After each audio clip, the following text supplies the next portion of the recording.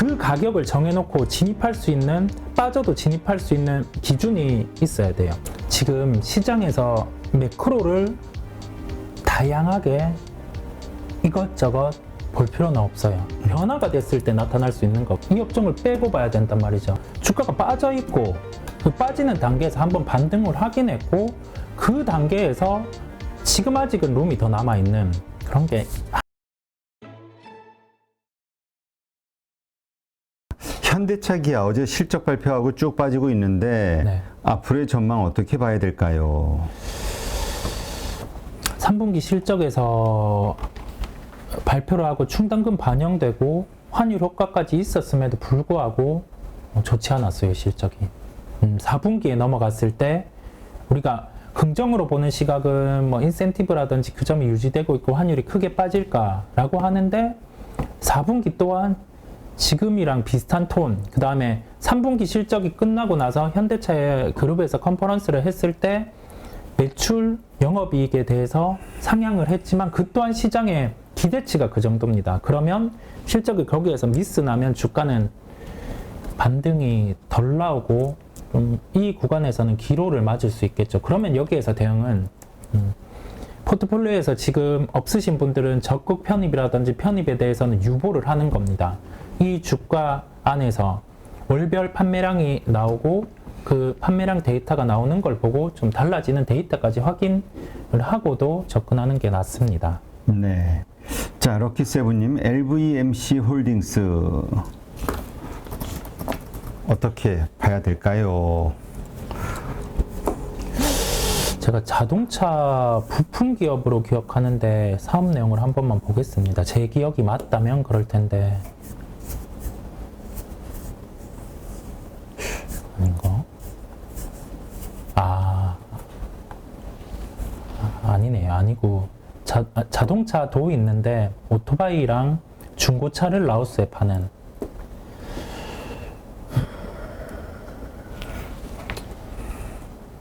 해외 같은 경우 제품을 판매하는 기업 같은 경우는 지금 뭐 원화라든지 그 요소를 가지고 봤을 땐 썩 매력적인 단계는 아닙니다. 경기 같은 경우가 좀 회복이 돼야 되고 그 점을 큰 틀에서 그 점을 먼저 생각을 하고 그 큰 틀 안에서 그러면 이 기업이 그거를 다 뚫고까지 내세울 수 있는 독보적인 제품이 뭔가. 그런데 크게 그런 건 없어요. 경기를 탑니다.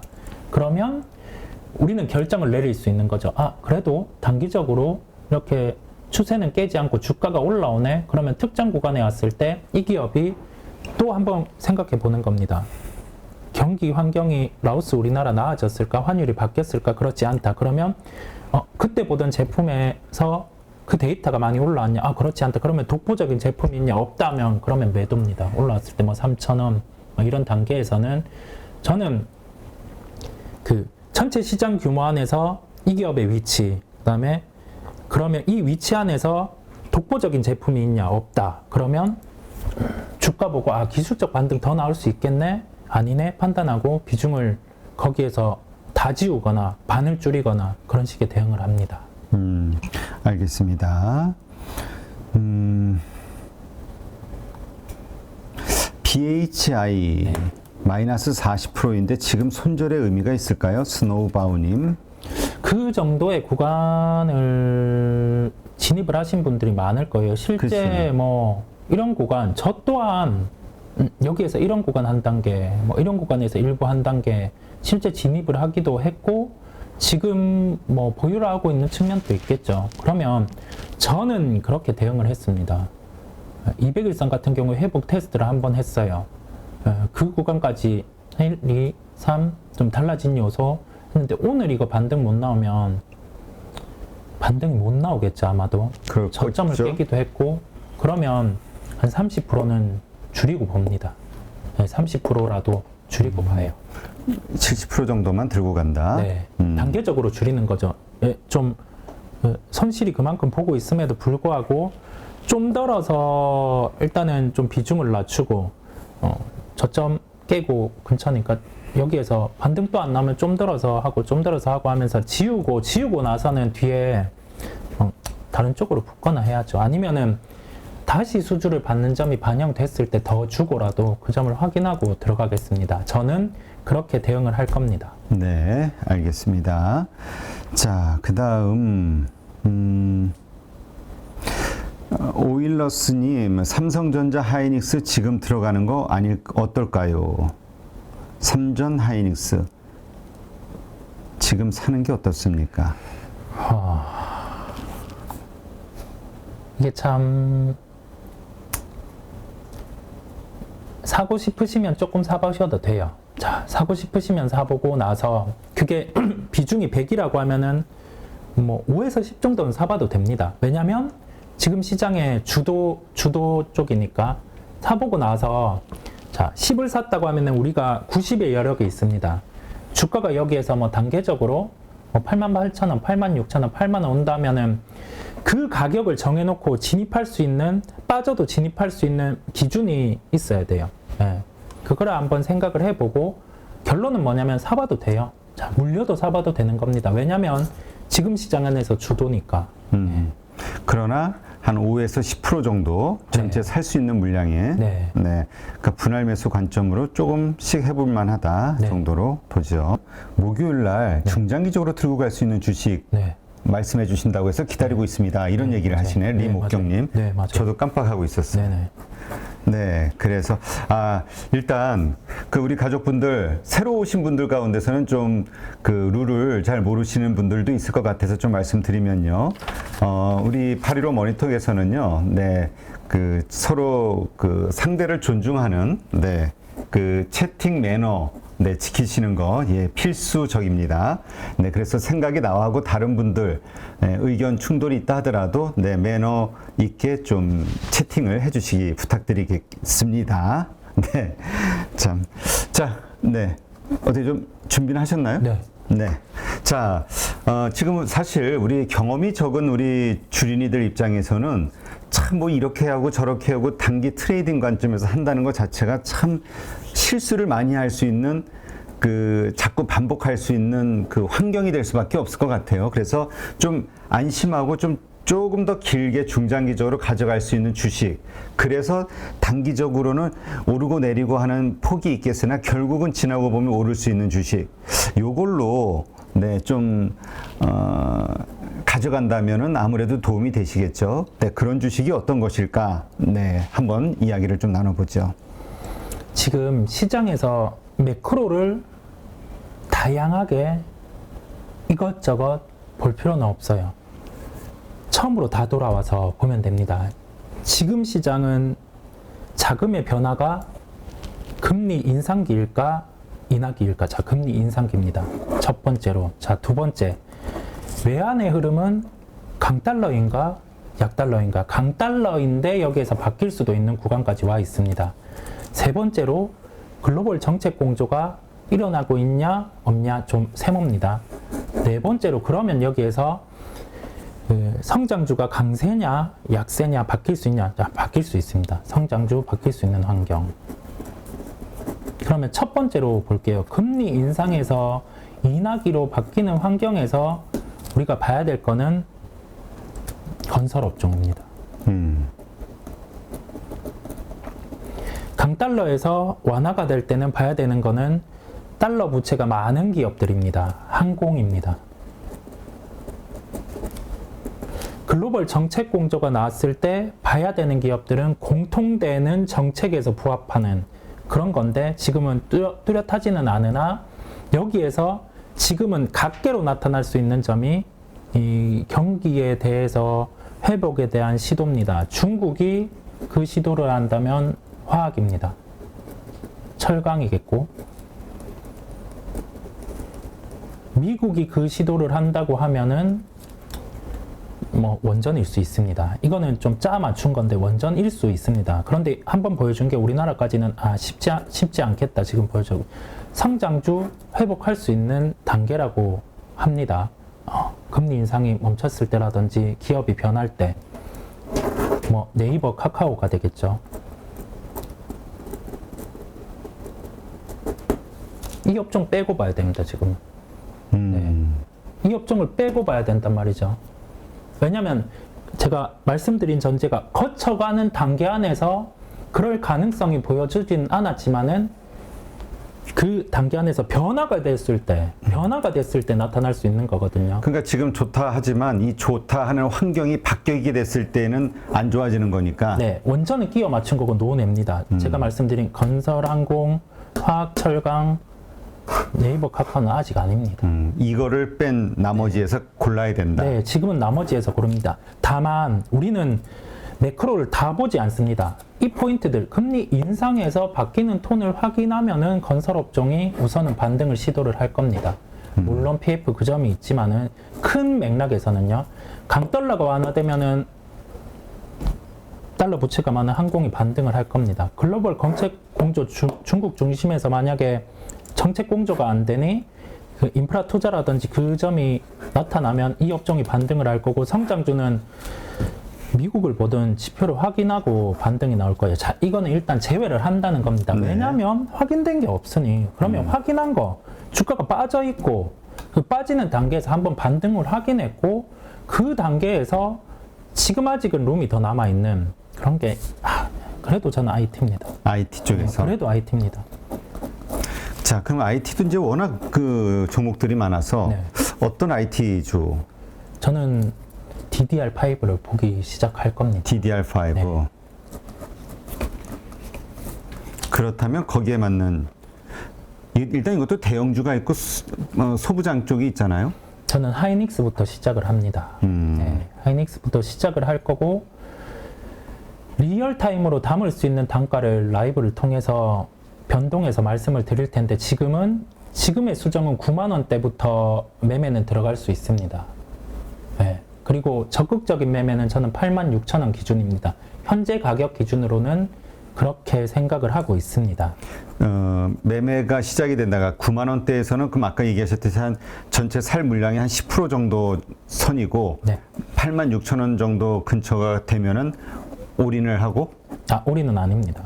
네. 몇 프로 정도를 사야 돼요? 여기 뭐 추가 10% 할 수 있는데 그 점은 라이브 방송을 통해서 직접 말씀을 드릴 겁니다. 단가는 저는 정하지 않을 겁니다. 왜냐하면 가격은 시시때때로 바뀌고 산업의 환경 같은 경우도 당장 내일 달라집니다. 이 방송을 보시는 분들 국한돼서 직접 리얼타임으로 보실 수 있게 단가 안 정할 겁니다.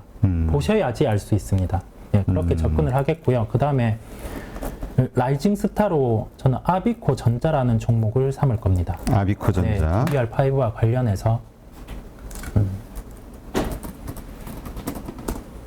이 종목 또한 저는 제 마음속에 정해놓은 단가는 있습니다. 1차로 한 10,000원 정도는 생각하고 있으나 이 또한 여기에서 직접 전부 다는 담지 않고 제 마음속에 크리티컬하게 이 가격이 왔을 때 강하게 반드시 담아야 된다는 가격은 생각하고 있습니다.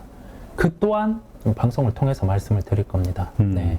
그렇다면 지금 아비코 전자 같은 경우도 뭐 오늘 상당히 반등을 했는데 네. 다시 좀 내려올 가능성이 있다. 그때 네. 매수를 하자. 네, 제 이렇게. 기준에서는 맞고 내려올 가능성이 높습니다. 네. 근데 만약에 계속 상승한다 그러면 일단은 놓는 거예요? 더 주고라도 그때 가서 산다? 네. 그럼 지금이라도 조금 일부 들어갈 수 있는 거 아니에요, 이것도? 저는 확인하고 싶습니다. 왜냐하면 자 오늘 이 반등이 왜 나타나냐면 DDR5와 관련된 일부 부분을 SK 하이닉스에서 이제 좀 고객사한테 좀 이야기를 했다라는 점을 내비쳤어요. 그렇다 보니 직접 하이닉스와 연관은 없지만 이와 관련된 종목들이 기대감으로 우선 움직이는 점이 있거든요. 그러면 이 기대감 같은 경우는 뭐 초도 물량이 반영되어 왔고 그 단계에서 실적은 이미 좀 예상치는 올라와 있는데 그만큼 실적이 안 되면 한 번은 전 조정 나온다 생각하고 조정 안 나오면 단가 더 주고 붙겠습니다. 네. 그러니까 우리가 확인해야 되는 거 요게 다시 한번 좀 간단하게 설명해 주시면 뭘 확인하는 거죠? 지금 확인해야 할 점 같은 경우는 DDR5는 정식 출시가 예정이 됐던 거는 인텔의 사파이어 레피즈 기준으로 해서는 이게 원래 공식적으로는 내년 중반쯤이라는 얘기를 했습니다. 네네. 네.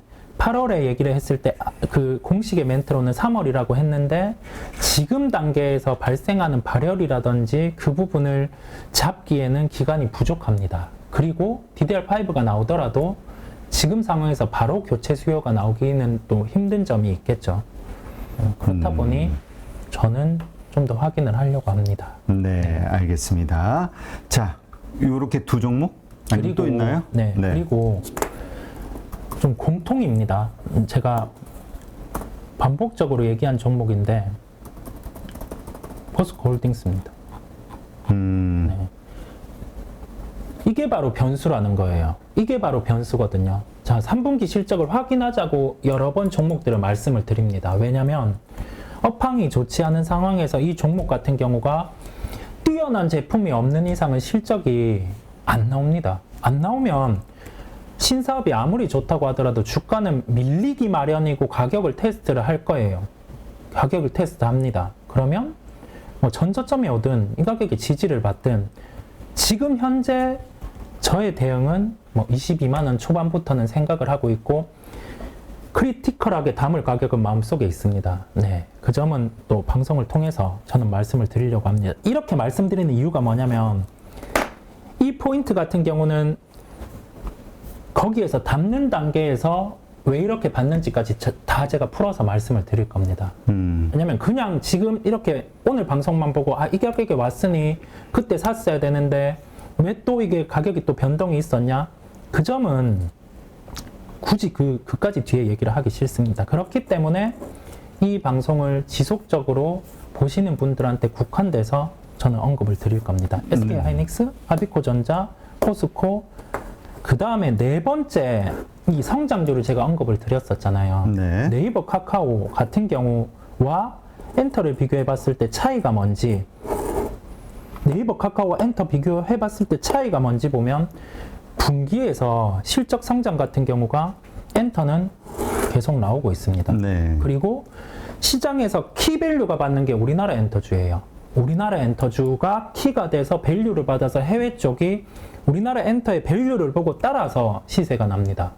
그러면 이거는 글로벌의 주도주입니다. 성장주 안에서도. 글로벌의 주도주. 네이버 카카오를 볼 때 미국 기업을 보고 매매를 하자 한 것처럼 해외 엔터주를 살 때는 우리나라 주식을 보고 매매를 한단 말이죠. 글로벌 주도주는 조정 나올 때 봐야죠. SM을, 여기에서 시각은 SM으로 저는 삼고 있습니다. 가격은 일단은 6만원대 중반 이하로 왔을 때는 매수를 들어갈 겁니다. 6만원대 중반, 6만 5천원 전후. 네. 그리고 크리티컬한 매수는 제 마음속에 있습니다. 네. 그런데 이 크리티컬한 가격에 왔을 때는 왜 그렇게 받는지에 대해서 제가 다 풀어놓겠습니다. 지금 기존에 봤던 첫 번째로는 저는 방송을 할 때 계속 언급드린 게 밸류 중심의 플레이어예요. 이거를 받았던 밸류를 대입해서 말씀을 드릴 거고, 이 밸류만 보는 게 아니라 이 전체 시장 파이가 얼만데 현재 이 기업이 가지고 있는 체력 안에서 시장 점유율이 얼마고, 그러면 여기에서 나올 수 있는 이익이 얼마고, 좋은 케이스, 나쁜 케이스 대입했을 때 거기가 그래도 바닥이 될 수 있는 주가니까 산다라는 이 논리로 설명을 드릴 겁니다. 예. 그렇게 해서 연결해서 네 종목? 네. 요거는 중장기적으로 대신 이 네 종목에 대해서 관심을 갖고 매수의 시기 정말 그 적정 매수 가격이 왔을 때는 그때 이야기를 하신다. 네, 딱 이 라이브 방송을 통해서만 말을 할 거고요. 이게 제가 잘나서도 아니에요. 그런 점도 아닌데 가격을 미리 말씀드리지 않는 이유는 시장은 하루에도 변하고 그다음에 기업을 보는 눈 같은 경우도 변수가 있어서 그런 거기 때문에 양해를 부탁드리고요. 대신에 주요한 매수 포인트에서는 제가 보는 시각에 대해서 확실히 말씀을 드릴 거고 왜 그렇게 봤는지, 그러면 대응은 어떻게 하는지, 그리고 AS까지도 계속 할 겁니다. 네. 근데 저 네 종목 만약에 이제 한다고 했을 때 네. 우리가 25% 이렇게 비중을 똑같이 가져가는 건가요? 아니면 그 중에서도 좀 더 큰 비중을 갖는 게 이렇게 좀 나뉘나요? 저는 SK 하이닉스 비중을 가장 크게 할 겁니다. 크다는 의미는 몇 프로 정도? 아주 크게는 80% 정도까지도 생각하고 있습니다. 아, 네. SK 하이닉스에? 네. 그리고 나머지 20%를 네. 아까 나머지 세 그 종목들로 채운다. 네. 그러니까 하이닉스가 가장 그거네요. 네, 맞습니다. 네. 알겠습니다. 네, 하여튼 참고하시고요. 네, 계속해서 라이브 방송 가운데서 적정한 매수 시기가 왔을 때, 그 다음에 업데이트, 네, 계속해서 해나가도록 하겠습니다. 저도 이쪽에다가 기록을 해놨으니까 네. 방송할 때마다 중간중간 체크해 보도록 하겠습니다.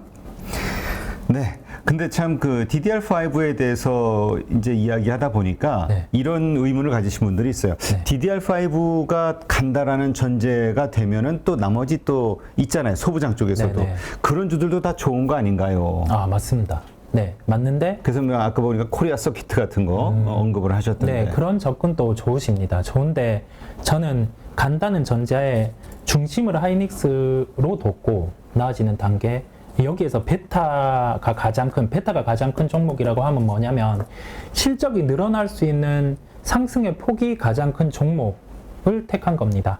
네, 그렇게 연결해서 생각을 하면 되겠고, 그런 의견은 좋으십니다. 네, 기판 쪽 같은 경우, 뭐 심텍 이러한 기업들 같은 경우도 주가가 좋아질 겁니다. 네, 그 아이디어 같은 경우 저도 동의를 합니다. 네, 알겠습니다.